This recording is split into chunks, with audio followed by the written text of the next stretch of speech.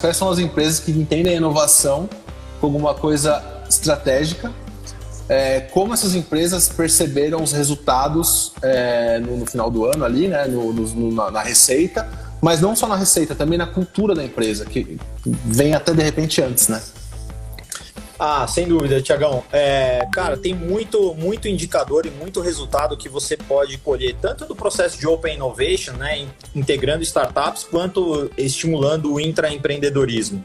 Para pegar um caso, por exemplo, de intraempreendedorismo da Leroy, que eu adoro, a gente tinha um colaborador lá, um cara de logística da loja de Contagem, e ele, no processo de observação do cliente, ele encontrou ali uma dor. E ele propôs uma solução que é zero tecnologia. Então, olha só, você, quando vai a Leroy Merlin, você coloca um monte de coisa dentro do carrinho, passa pelo caixa, mas tem produtos que mandam você ir lá na retirada de mercadoria para o seu carro. Aí você abre o porta-mala, olha para o produto, olha para o carro e fala, deu ruim. E aí, nesse deu ruim, você improvisa, você dá um jeito para levar o produto embora. Esse cara, ele pegou tudo que é de amarração de carga, de marca própria da Leroy Merlin, e colocou à venda ali na retirada de mercadoria. Você tá com o problema ali na hora, a solução tá do lado e é baratinha. 181% de progressão de vendas nessa família. Então, assim, a empresa que cria cultura de inovação, que dá a possibilidade dos seus colaboradores a todo momento terem essas ideias, e permite que eles testem essas ideias com seus clientes no campo, elas realmente criam um diferencial que pode ser medido em vendas, pode ser medido em resultado, pode ser medido em experiência do cliente, pode ser medido em melhoria de processos, ou até na pegada de sustentabilidade, ou ESG, como a gente está falando atualmente. Aqui no Banco Carrefour, a gente pegou um problema também que era casca para a gente aqui. Segundo maior motivo de ligações para o call center do Banco Carrefour. Sabe o que era? Clonagem de cartão ou, né, suspeita de clonagem de cartão por um gasto não reconhecido na fatura de cartão de crédito. Eu tenho uma história ótima sobre isso da época de Leroy Merlin. Não sei se você vai lembrar, Tiagão, mas o café expresso lá da Leroy Merlin saía assim na fatura: Conirel Clínicas. Aí eu falei, mas que raio que é Conirel Clínicas? Clonaram meu cartão.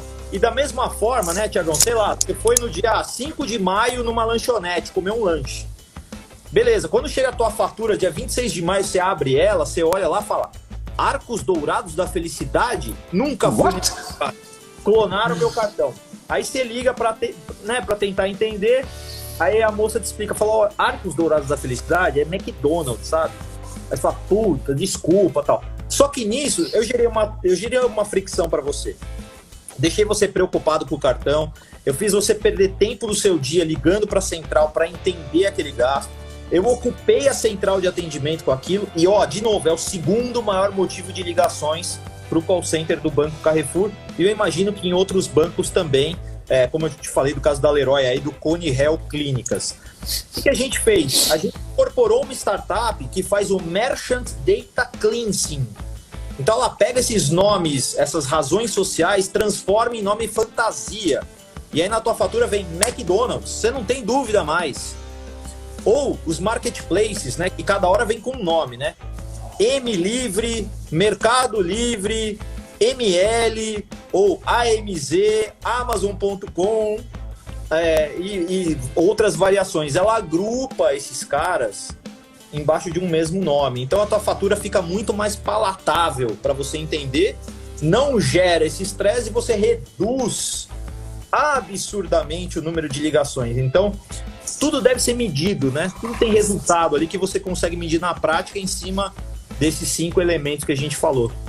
Legal demais. Quando eu trabalhei na Local Web, já foi 2008, 2007, foi interessante porque lá tinha uma métrica que era uma métrica de saúde, então aí introduzindo mais um tipo de métrica aí, então a gente tem o KPI, que nesse framework que eu comentei lá atrás, ele é a métrica que faz o cliente vir, né? Então a gente olha para o KPI, a gente entende que o cliente vem, e a segunda é a métrica de saúde, né? Que a gente tem que deixar ela sempre ali no verde, vamos dizer assim, né? No saudável. E é uma métrica que a gente olha, sei lá, uma vez por mês e tal, e essa era uma métrica, né? O número de incidentes no suporte. E aí a gente sabia como é que ia ser a receita no final do mês, porque essa porra custa caro, né? Custa uma grana, é um drive gigante de insatisfação de cliente, né? Então, assim, o cara liga no suporte, espera 20 minutos para ser... Quem nunca, né? Espera 20 minutos para ser atendido. Quando é atendido, ele apertou, de repente, alguma coisa errada na URA, ou ele não entende o processo da empresa, e ele é encaminhado para lá, jogado para lá, como se fosse uma bolinha de tênis. E isso vai minando cada vez mais a experiência, que faz o cara ir no Reclame Aqui, e depois o cara vai lá no Google Places e vai reclamar da sua empresa no Google, e aí o caos está instaurado, e ainda mais se você é uma startup que já não tem a credibilidade, de repente, que uma marca como Carrefour, como Leroy Merlin tem no mercado, e vai olhar e falar assim, será que eu compro? Será que esses comentários positivos aqui não são bot? Robô? Sabe? Será que o que tá falando mal não tá falando a verdade? E aí é um abraço, se você é uma empresa que tá começando, aí vai ser difícil. Então, acho que esse tipo de coisa é muito interessante, e usar essas métricas para medir isso, acho que ajuda a saber o que tá acontecendo, né? Ajuda a não ficar perdido olhando, meu Deus. E outra coisa que você falou do Big Data, de novo, cai no mesmo, né? Na mesma esfera ali do jurídico, que tinha um contrato de 27 páginas, o formulário com 53, que é um seu Big Data. Se você está medindo tudo, tem o Jared Spoon, que é um cara muito respeitado em UX, e ele viralizou esse tweet dele. A gente estava conversando outro dia, ele falou assim, cara, eu tweeto tanta coisa, esse aqui viralizou, porque ele falou, se você tem um dashboard na sua empresa, significa que você está perdido, porque você quer olhar para todo tipo de número. Ele é super polêmico, né? Depois ele explicou o motivo e tal, mas ele estava justamente falando disso. Quais são ali as 5, 6 métricas que você julga importante, né? Que você pode chamar de KPI, né? Os resultados-chave que você tem ali, né? Os indicadores de performance-chave que você tem ali. Demais. Você quer ver como isso se conecta, por exemplo, com a questão da transformação digital do ponto de vista de centralidade no cliente?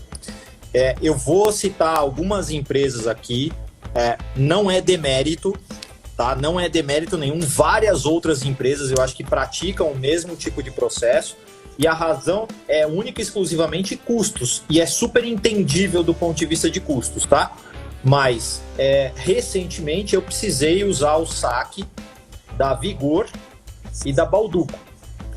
O saque da Vigor e da Balduco via celular não recebe ligações no 0800, não recebe ligações de celular. Bom, Brasil, cenário Brasil, 28 milhões de telefones fixos e caindo, celulares 280 milhões. Já temos mais celulares do que pessoas no país.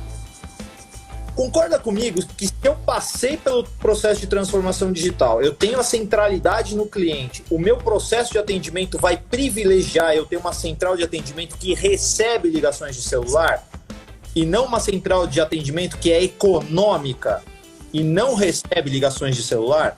Então, é como a transformação digital apoia, inclusive, este tipo de decisão, de como você pode criar processos que efetivamente estão focados no seu cliente. E aí você pode, em cima disso, usar os melhores dados e usar as melhores inovações. Cara, eu tenho um exemplo bacana. A gente sempre fala de tabloide, né? Com o Diegão tá aí. A gente sempre fala de tabloide, e quanto o tabloide, ele é o equivalente aí, né, do 0800 que não deixa celular ligar. Porque, cara, quanto tabloide a gente vê no lixo? O tabloide eu não falo de vegetal porque eu gosto de vegetal, mas é um negócio que não... É um negócio morto, né, cara? Que, assim, muitas empresas fazem, às vezes pensando no custo, mas na verdade que não está trazendo muito retorno. E como é que a gente consegue mostrar que, de repente, a gente muda o investimento de impressão e a gente traz para alguma coisa mais digital? Nesse caso, ele vai conseguir medir tudo, ele vai conseguir atender mais essa demanda e vai conseguir melhorar o planeta também, né? Porque a gente vai parar de começar a imprimir papel que vai ser jogado no lixo. Então, essa economia ingênua, vamos dizer assim, ela acaba custando mais caro lá no final, né? Porque além de... Tudo bem, você economizou ali os seus 12%, 13% na operação, mas quanto isso custa na aquisição de cliente? Então exatamente o que você falou. Eu estou olhando só numa fatia ali da minha jornada, da jornada do meu cliente, enquanto que aquilo representa de custo, mas se a gente abrir um pouquinho o leque e olhar, peraí, Então, quanto que a gente está gastando de aquisição para o cara chegar, passar por tudo isso e a gente vai só, na verdade, trazer o cancelamento para mais perto, né? Exato. Assim, cara, não vou mais continuar nessa empresa porque para mim deu. Ó, e quem estiver na live aqui com a gente, quiser testar a sua própria empresa com isso, depois é só pegar o celular e ligar no seu próprio 0800. Exatamente. A resposta ali. E aí você já pode começar a movimentar a sua empresa na direção da centralidade no cliente. Fica a dica aqui para vocês. Totalmente. E começar a provocar isso, né? Uma dica normalmente que as pessoas falam é: tá, mas como a gente começa nesse negócio de olhar para o cliente? Fala, cara, simples. Sua empresa tem SAP? Tem, beleza. Fica 3 horas ali no SAP, né? Você já vai ouvir um monte de coisa, depois você pega tudo aquilo que você ouviu.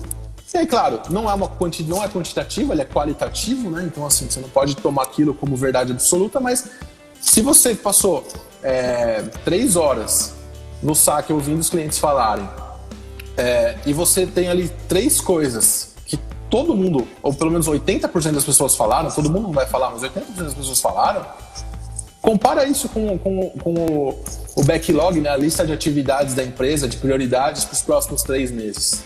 Vê se aquilo lá está ali. Se aquilo lá não estiver ali, você já achou uma grande oportunidade de ser promovida ou promovido.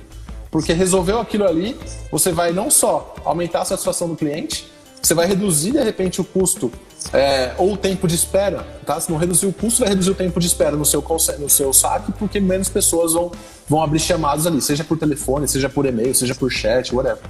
Então, acho que isso é muito importante. Agora, Charles, você deu exemplo de uma empresa numa experiência ruim, vamos falar assim.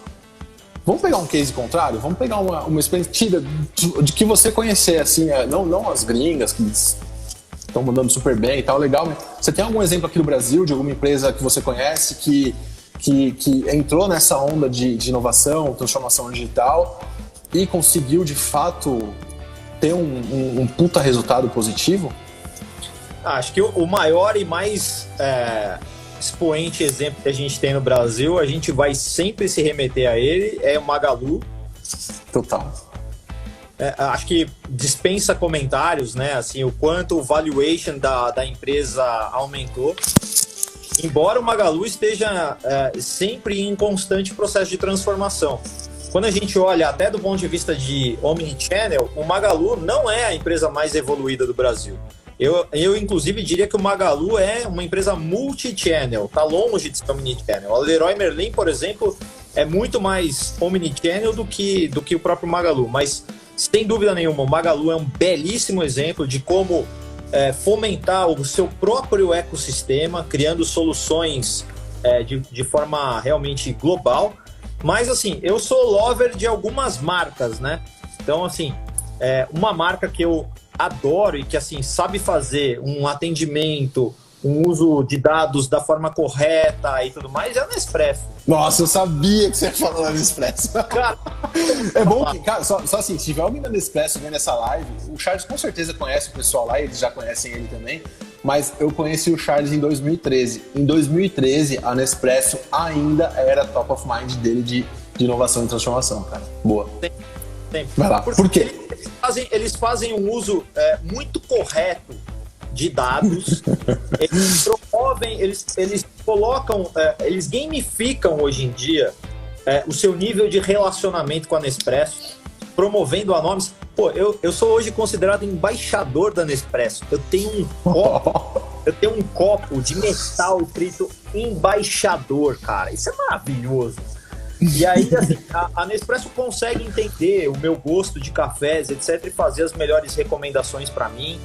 Ela, de alguma forma, ela até sabe mais ou menos o volume de cafés que eu consumo e ela sabe quando me acessar para fazer as boas promoções para eu manter a minha recorrência de compra. E você descobre, na verdade, uma empresa centralizada, centrada no cliente, quando você tem problema com ela. E aí, assim, eu já tive problema com a Nespresso, né? Acontece. E aí é normal, é da vida. Como é que a empresa resolve? Eu acho que é como ela se posiciona e se mostra genuína para o mercado. Trocas na Leroy Merlin. cara, não tem processo de troca mais fácil, mais simples no mundo do que trocar um produto na Leroy Merlin. Problemas com a Nespresso. A minha Aerotino 220, comprada na Itália, queimou porque eu liguei numa tomada 110. Errei a tomada, queimei o negócio. Fui na loja da Nespresso presencialmente com aquela máquina perguntando: tem assistência técnica para isso? Como é que funciona? Sabe o que a menina fez? A menina falou assim: quer pegar uma nova e eu te dou 50% de desconto? Porra, trade-in de produto queimado, meu amigo. Ó, eu vou te falar, é espetacular.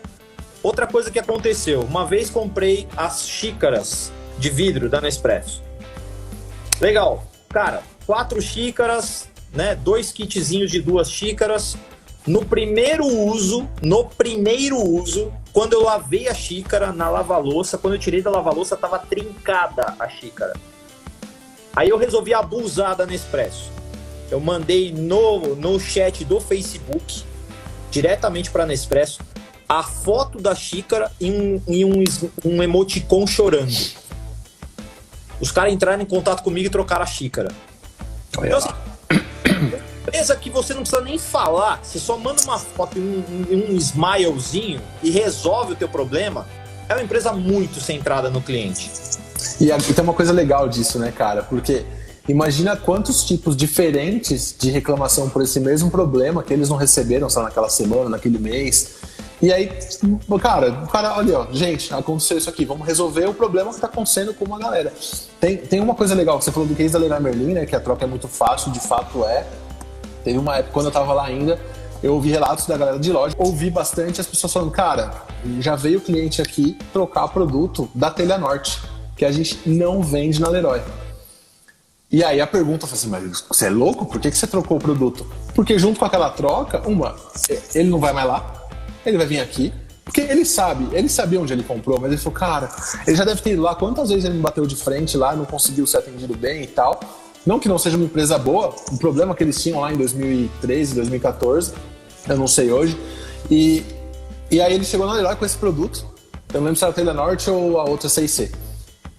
E aí trocou, aí o gerente me falou: cara, ele trocou a tinta, levou uma marca própria nossa no lugar, mas ele lembrou que ele tinha esquecido de comprar o pincel, que ele tinha esquecido de comprar a fita crepe, que tem uma margem interessante.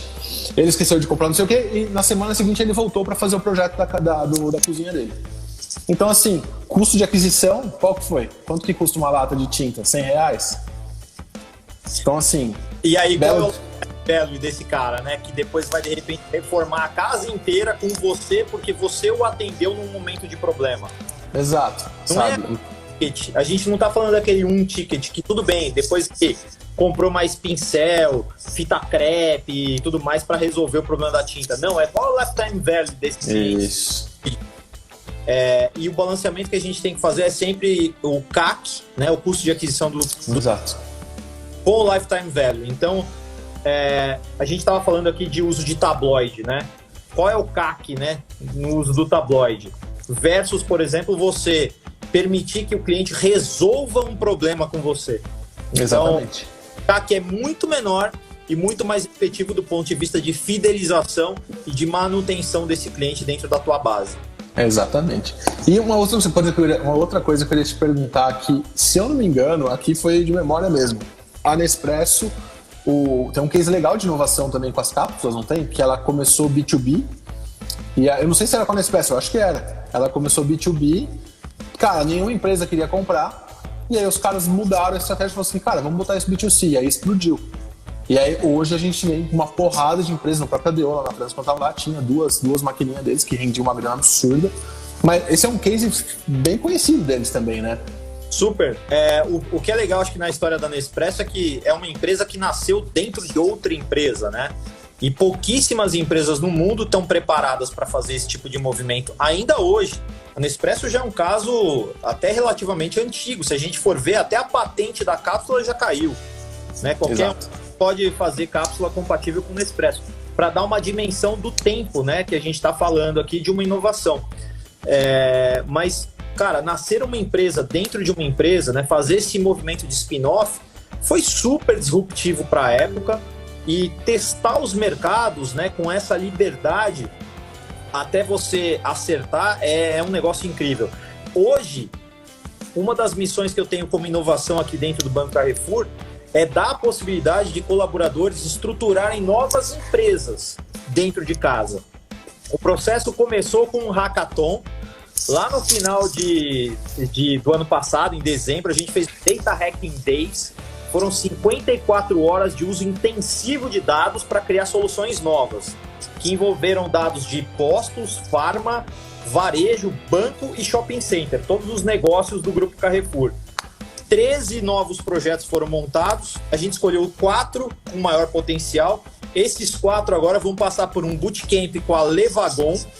Então eles estão com tudo montado do ponto de vista tecnológico para testar com clientes reais. E aquilo que a gente entender que tem potencial de ficar no grupo, fica no grupo. Aquilo que a gente entender que tem potencial de virar uma nova empresa, vai receber um investimento e vai ser spin-offado, vai virar uma startup aí dentro do mercado. Legal demais isso, cara. Legal demais, bacana.